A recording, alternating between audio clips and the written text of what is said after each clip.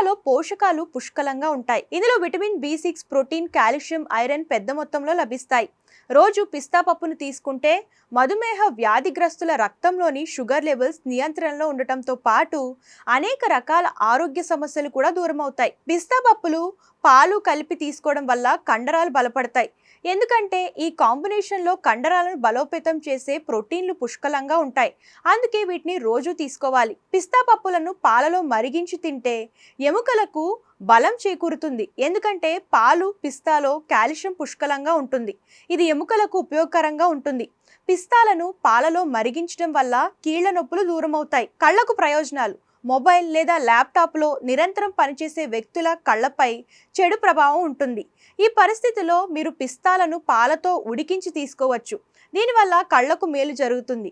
కంటి చూపు మెరుగుపడుతుంది. Blood sugar control. పిస్తా పాలు కలిపి తీసుకోవడం వల్ల మధుమేహ వ్యాధిగ్రస్తులకు మేలు జరుగుతుంది.